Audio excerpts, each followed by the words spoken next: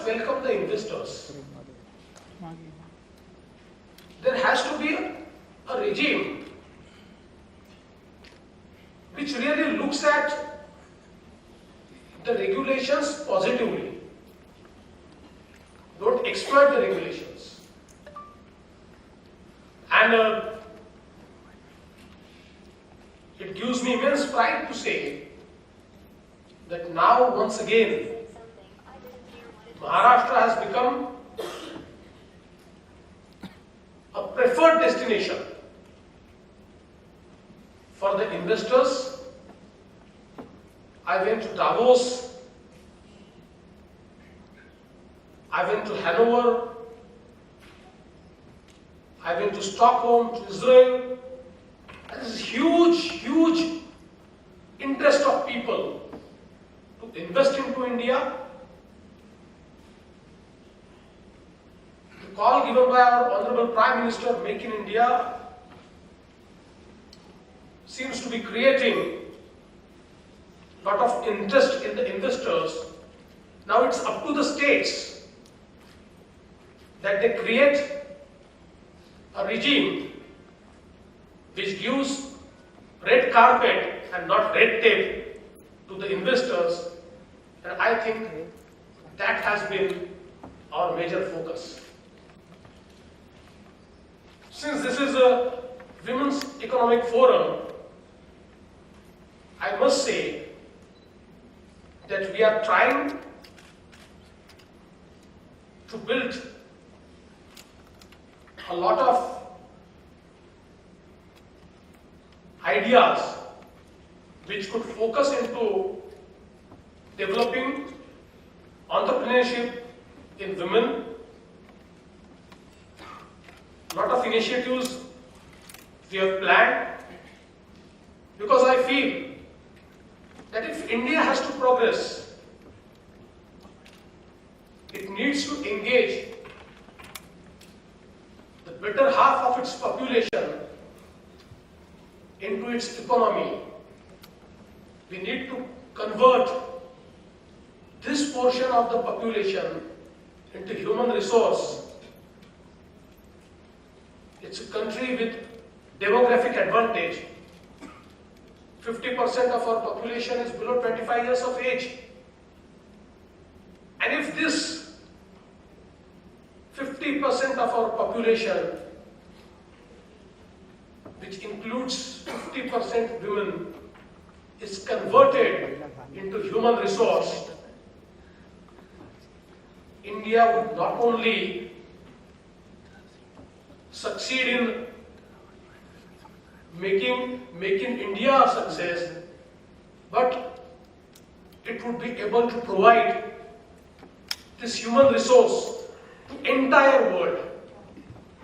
Because by 2020, when the average age of India would be 29 years, the average age of Japan would be 48 years. The average age of China would be 37 years, that of America would be 39 years, that of both Eastern and Western Europe would be more than 40 years. So the entire globe would require human resource to fuel their economies. And if we could create that human resource, India would be able to provide the entire globe its human resource, and it would be able to cater the entire thrust of consumption of the entire globe. So I feel that there is immense opportunity with India. In India, the opportunity is more in Maharashtra. So I invite all of you to come to Maharashtra, invest there, flourish, and make in Maharashtra a success. Thank you.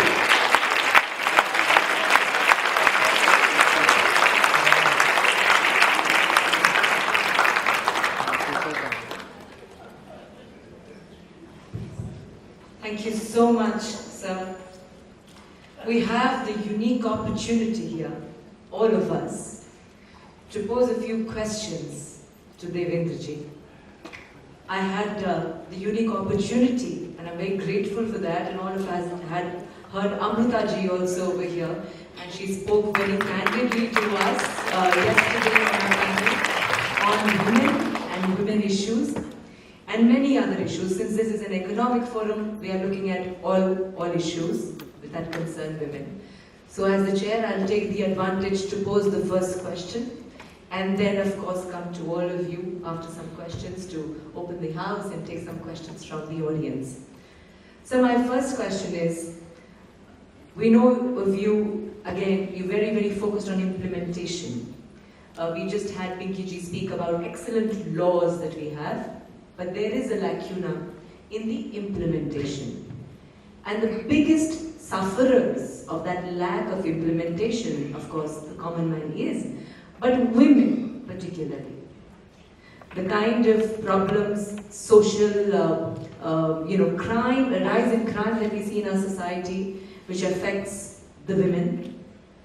What would Maharashtra be doing, or maybe it has already begun doing, just like you are tackling infrastructure projects and following their implementation at God's speed?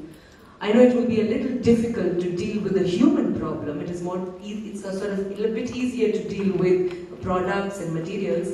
But what would be the strategies that Maharashtra would be taking up in order to address this problem of rising crime against women and ensure that laws are implemented, they are enforced, and women get speedy access to justice, not just post the event, but also preventive measures to prevent these kind of things in the first place?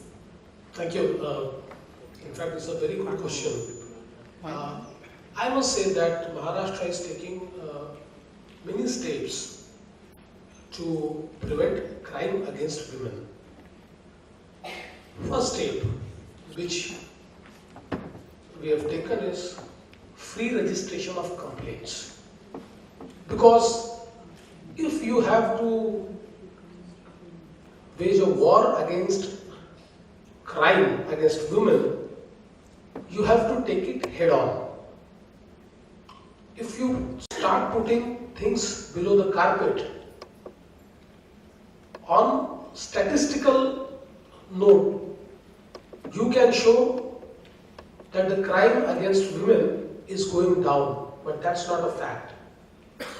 So what we decided, that although we will have to face the criticism that the number is rising, but we sensitized our police department and told them every single complaint should be registered. We are trying to sensitize even the communities that if something happens, have faith in police, please register a complaint, because if you would not register a complaint for the social issues, then the culprits would always feel that they can get away with anything. So first thing we have started is free registration of complaint. Second thing, we have started acting on improving rate of conviction. In fact, for last 10-15 years, the rate of conviction in Maharashtra has been very low. You would be amazed to know that the rate of conviction in Maharashtra was just 8%. Of 100 culprits put, only 8 were convicted and 92 acquitted. If a criminal knows that there is a justice system wherein he can get away with any crime, then the law loses its deterrent effect. So we started focusing on rate of conviction at series of reforms. And I'm happy to tell that the rate of conviction for the last month was 38%, a big jump.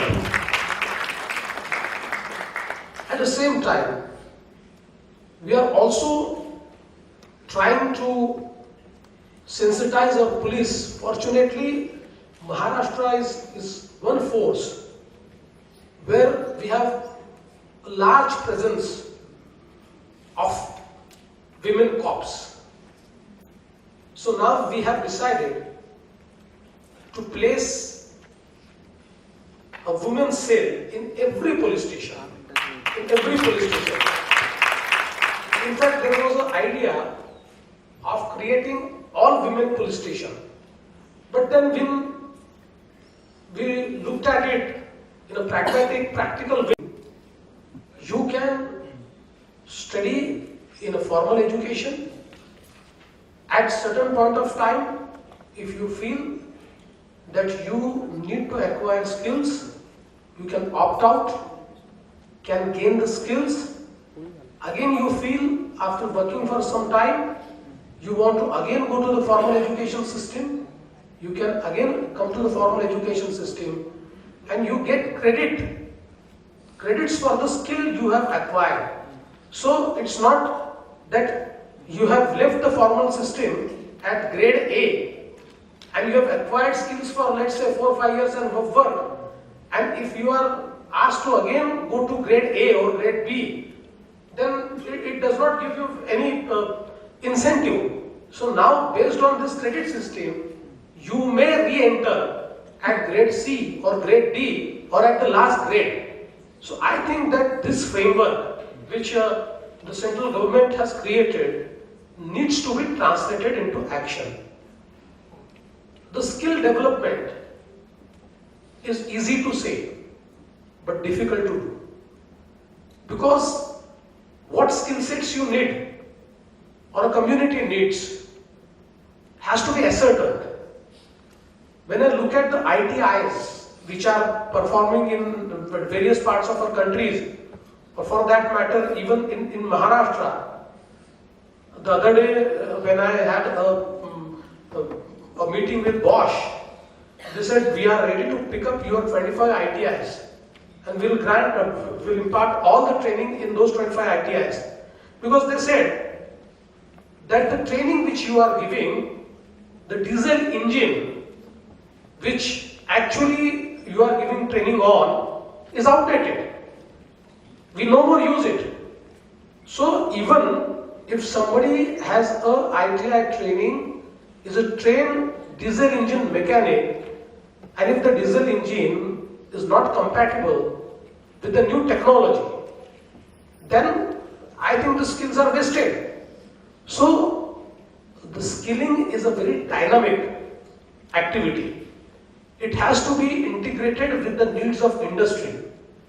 And not just industry, in a country like India, you have to integrate skills with even agriculture. Because when we look at China, and we find that China, even the terrain is bad, the cultivable land is less, the weather is not favorable, even water for irrigation is less. Still, their entire production is twice that of India, because they created skilled manpower even in agriculture. So there has to be a very dynamic system where we don't focus on just gross enrollment ratios, but we have integration of various fields so as to create the skilled manpower, which in fact when I talk to people, on one hand I see a lot of unemployment. People say we want employment, and if you ask any industrialist, he said I am short of manpower, I don't get manpower. So there is a skill gap. So at every single moment we have to find out this skill gap and we have to develop those skills. It has to be a dynamic process, and I think the government of India has integrated its 17 departments. Even in my state, I have integrated 14 departments. I have started a new skill development and entrepreneurship ministry which is focusing on this. And I feel if we can really create a proper skill framework, then the Indian population can be converted into human resource which could contribute not only in India but also for the globe. Take the opportunity to ask the last question from my end before I open it to the audience over here. Lot of us, lot of the people over here from different parts of India, and they have come over here for this annual Women Economic Forum primarily because they love India, right?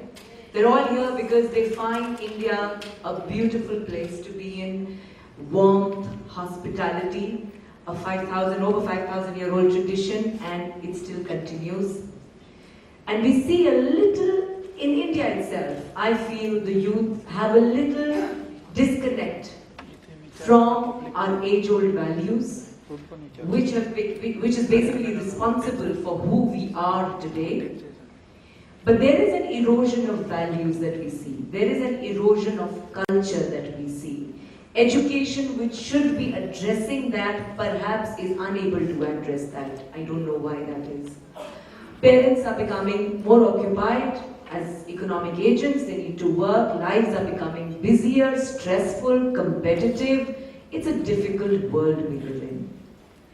And frankly, we are losing it, and we are not being able to provide the kind of spiritual leadership that we need to give to our children, and that the world expects from us.